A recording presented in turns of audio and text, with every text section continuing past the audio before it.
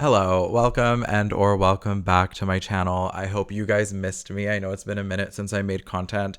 I was just having a big old mental breakdown. So we're going to be talking about therapy today. Speaking of therapy, I'd like to give a big thank you to today's sponsor. I don't get sponsors. Did I have you for a second? Today, I wanted to talk about Persona 5 Tactica, which is a strategy RPG that takes place in the same universe as Persona 5. It happens a nebulous amount of time after the main game ends. It follows our central cast, the Phantom Thieves, as they enter a new world that they're unfamiliar with. This new alternate universe is very similar to the metaverse that they're familiar with, but some of the rules are slightly different and it's unsure as to why this alternate dimension exists. Also, thank you to everybody who shared their thoughts on this game in my community tab. I always like hearing what other people have to say about games, and I like going to review sites, but you get a specific flavor of review, so it's nice to hear some different voices who aren't giving like 0s and 10s on Metacritic. Back to the game, our main focus is following the two Tactica original characters, Toshiro Kasukabe and Erina. The main Persona 5 cast is still here, obviously, but do we really need more of their story? Probably not. So it may have been a wise decision to really let them take the back seat. If you love this cast a lot, that might be frustrating to you. I don't. And if you don't like Toshiro, this is also going to be a brutal experience for you because he is the game. The game is about this group of teenagers coddling this man in his, probably early 40s, and helping him sort through his deeply personal problems. I was quite surprised that I found myself so endeared to Toshiro. I don't know how to say this delicately. I tend to not sympathize with characters that are losers. Prime example in my mind is Willy Loman from Death of a Salesman. I hate that play. I hate that man. I think it's a really boring show. Like, I don't like stories about losers who aren't trying to get better. So I was nervous initially that Tactica might be that kind of game, because even though Toshiro is a politician, he's a bumbling idiot. And I think they do a good job of his character development. I was quite surprised how endeared I was to him. I think Toshiro is really good. I think Erina is barely a character. TBH, I didn't find her to be particularly remarkable in any way. I like her story, but she wasn't a particularly memorable character for me. She's local to this metaverse world. Her origin is unknown, and Toshiro has amnesia or something adjacent to that. The mystery of the plot unfolds as it's revealed how these two are inextricably linked by fate. So this is a Toshiro game, and we're just living through it. There are 4 different worlds that we explore, and they all have to do with sorting out his personal demons. So the first world takes place in this like French style medieval European castle town. The big bad is Marie, this tall bridal general, which like kind of fierce, who is a manifestation of his fiance in the real world. It's a political marriage. They're not in love with each other. It's very strategic. He doesn't like her and she treats him poorly and thinks he's an idiot, which is like true, but she walks all over him and isn't nice to him, so we don't like her. The next world is like a feudal Japan police state being run by his father, who is a politician and higher standing than Toshiro. His name is Yoshiki. He does crime. I don't remember what the crime was, but he's not a nice man either. He blames Toshiro for expediting the death of his ill mother because they went out on like a walk at some point and she died on the walk. He and Marie are like in cahoots to ruin Toshiro's life and manipulate him like a pawn. They want him to be Japan's next prime minister in the wake of the evil bald guy from Persona 5. So they don't treat him like a person. He's more so of a bargaining piece, which is not a life. So we have his fiance. We have evil father trapped in like an Iron Maiden Buddha statue. These 2 villain designs, pretty strong. The third world is a manifestation of Toshiro's high school. Big spoilers, big spoilers, big spoilers. Play this game if you want. It is a few months old at this point, but just so you know, I'm revealing the mystery. You have been warned. The third world takes place at Toshiro's high school, and we see a bunch of flashbacks with him as a teenager. He meets this girl named Eri Natsuhara,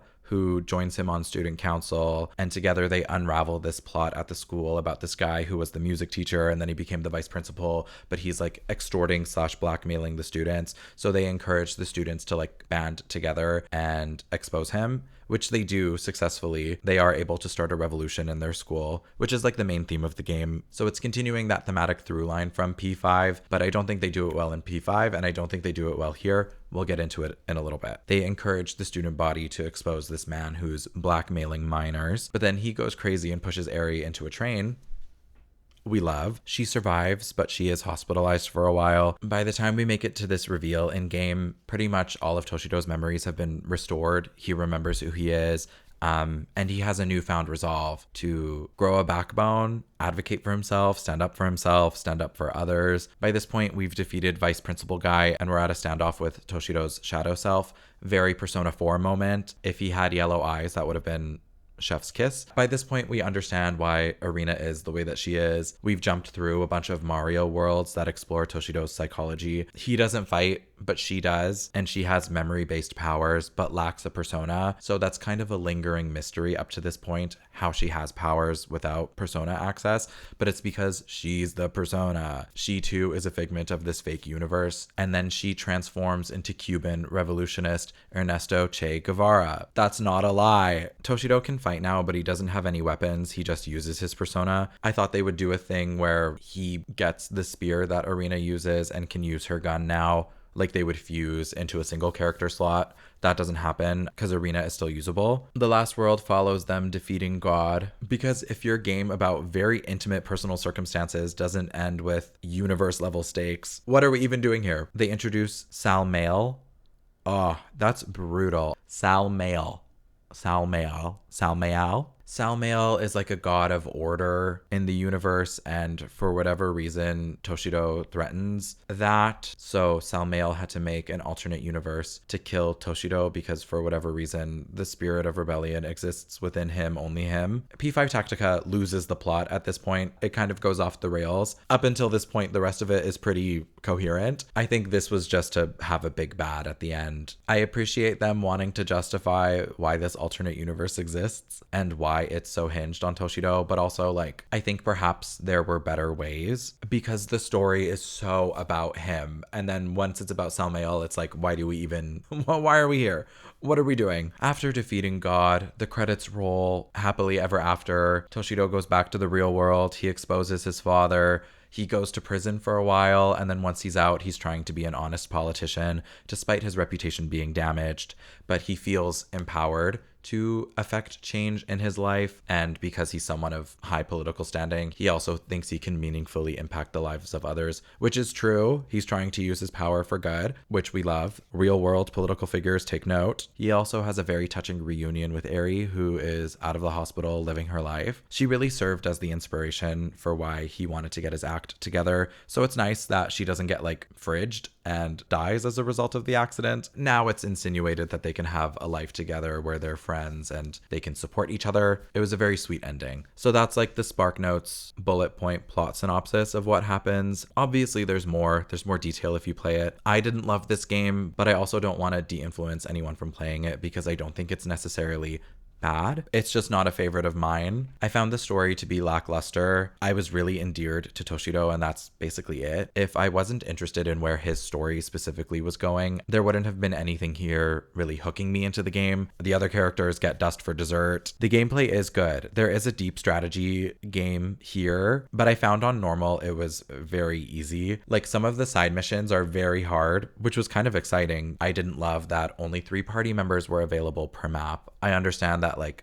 mechanically they wanted it that way for a very specific reason, especially because this game is about positioning and getting your characters into that nice triangle shape to do the finisher and do a bunch of damage on enemies. I get it, but with a cast this size, I think only 3 deployable characters when you end up with a cast of I think 9 is a little small. I think a party of 4 is a nice number, maybe in an alternate universe where this game isn't needlessly tied to Persona IP in order to actually sell. There's like max 7 playable characters and you start off with maybe like 4. I was kind of bored by the systems. At a certain point, I was just picking the same characters for every map because I felt like their skills with my playstyle was the most useful. So yeah, I just didn't love it. Thankfully, this game isn't like super duper long, but I was bored outside of like Toshido's stuff. I think this game could have been done with like a brand new cast of characters, or it would have been nice to do like a switch up, give other characters a time to shine.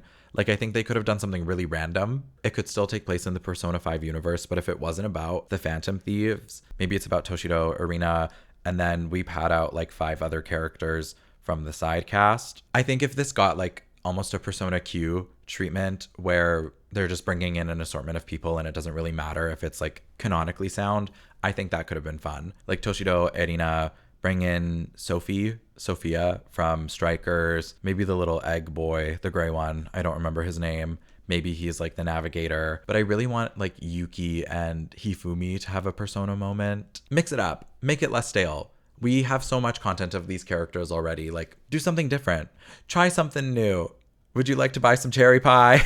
That's a deep cut reference. Comment below who said that and I'll know who you are. That is all to say, I am a little tired of Persona 5 spin-off content. I think we can let them rest. I think the era can be over, and that's okay. Like, I know Persona games, they take a really long time. They're big development projects. I'm really excited for P6, the green edit, whatever that means for us. So I get that you want to fill in your downtime between mainline releases with these iterative, smaller games. I just think some work better than others. Persona 5 Arena is my only request because I do like the Arena games. Arena.